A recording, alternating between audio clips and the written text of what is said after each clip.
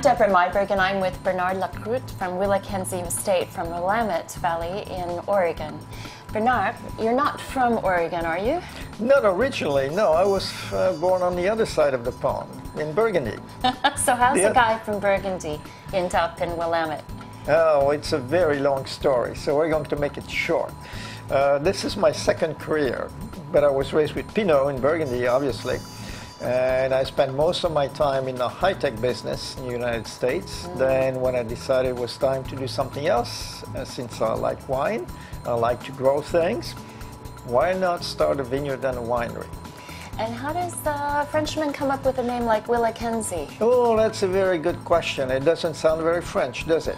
No. No. Well, actually, it's the name of the soil on which we grow the grapes. WillaKenzie comes from Willamette River and Mackenzie River, which gave the soil on which the grapes are planted.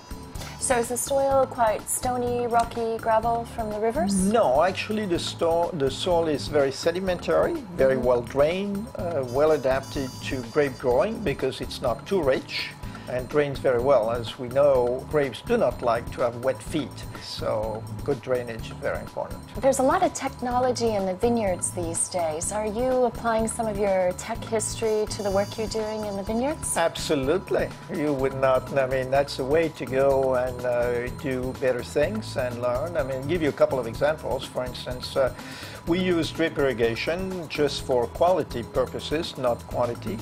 And one of the tools we use is to have sensors in 10 different places in the vineyards where we measure the water content at 20 centimeters, 40, 60, 80, 120 centimeters. And we have a little radio powered by a solar cell and download that to the computer every 15 minutes. So we know exactly the moisture profile of the soil. So gone are the days when you just have to look at the sky and grab a handful of dirt? No. You see, I love technology, but you cannot go too far. So I will never automate the process entirely so that my vineyard people have to walk the vineyard, and there is no replacement for that. You can use all the tools, but walking around, checking the plants every day, very, very important.